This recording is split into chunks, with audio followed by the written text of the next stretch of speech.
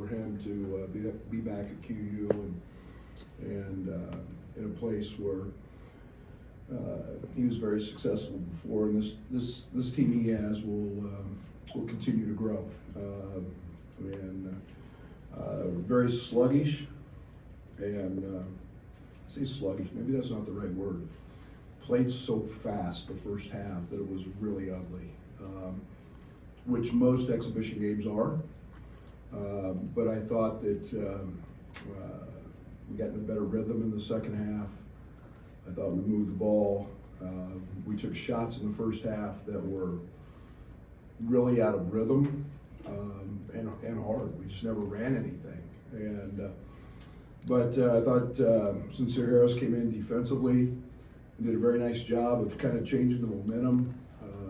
He had a little aggression to him on the defensive side. We were very passive, and I thought that was impactful. And then we kind of got going in the second half, and I thought the pressure did its job and made them, disrupted them a little bit. It set its feet, and when we didn't foul, which is something we've been emphasizing, when we didn't foul, I thought we bothered them and took them out of stuff.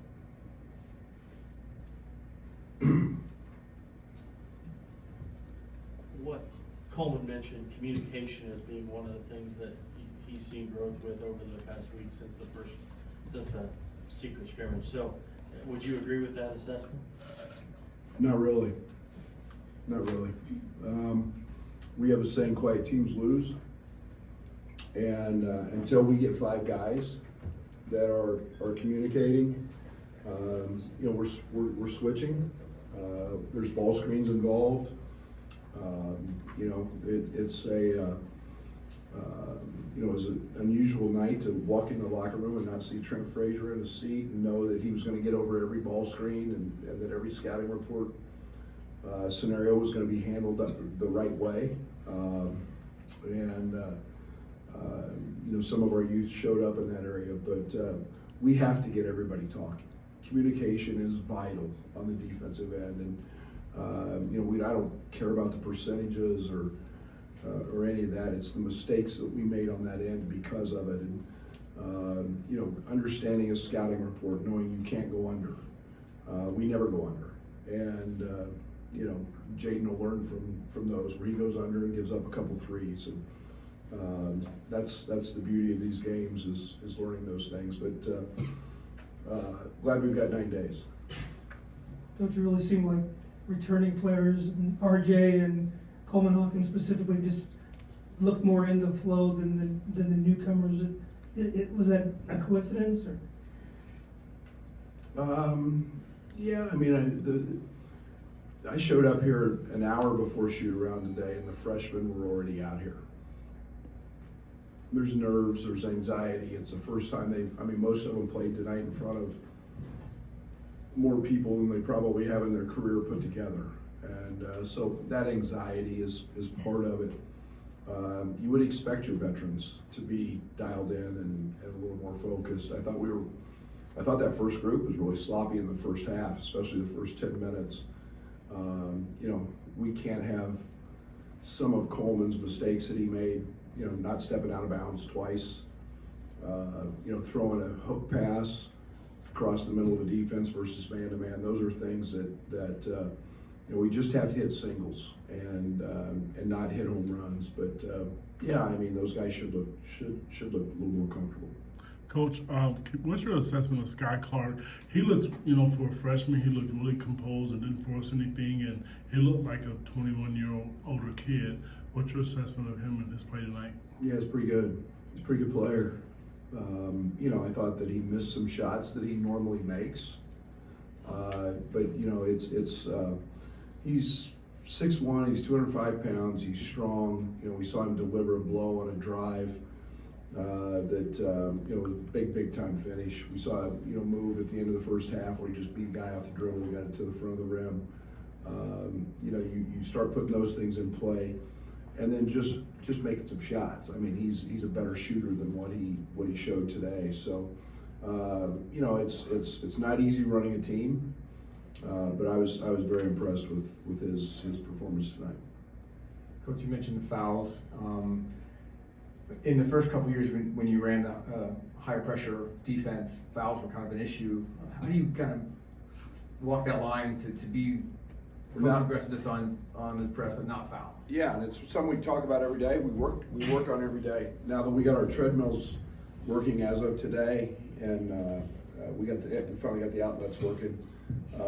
So now we can plug those in, and every time we foul, we'll just go run. And our defense is the same defense, other than we're switching, that we had last year.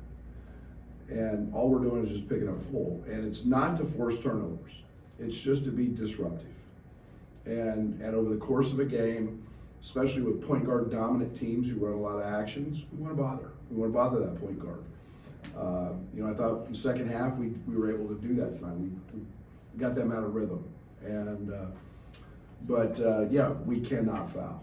And Ty had foul problems early because he was fouling. Sincere, those are freshmen, high energy, nerves, anxiety, turnovers, and we'll get through that. 22 fast break points tonight. What did you see from the transition, which I know has been a big emphasis for you going into this year? I think it was very good. One, because especially the first half. First half, we didn't defensive rebound well enough to actually run. And we had 6 times in the first half. The 5-man's job is to take the ball out of bounds, and we had somebody else take the ball out of bounds.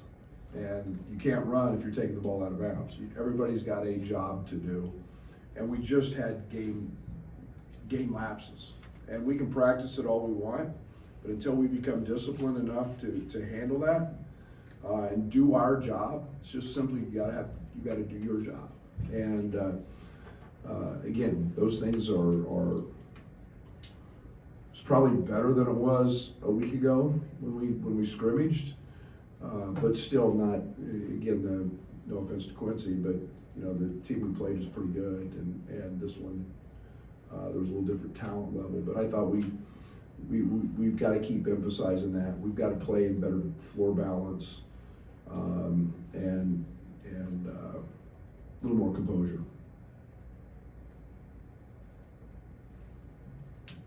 Do you worry about the 3-point shooting numbers at all? Or, you mentioned early percentages maybe didn't bother you much. No, I think we're shooting 40 or 41% in practice. Maybe that means our defense stinks. I don't know. That's the worst part about it. We've been shooting the cover off of it. Matt will get going. Matt had a day where he's 11 or 14 from 3. I think what was Terrence? One was 6. I don't worry about that. We just haven't been in here, guys. And we've been in here one day and tried to cram as much shooting as we could in yesterday and today, and it's a completely different backdrop. So, especially for the young guys who haven't been in here before. So I think we'll be fine, and we do have to find, even though the points in the paint look like a lot, we still have to find more post touches, especially for Dane. And but some good things, and then we'll figure it out as we head into the next 9 days. That'll, Coach. Thank you.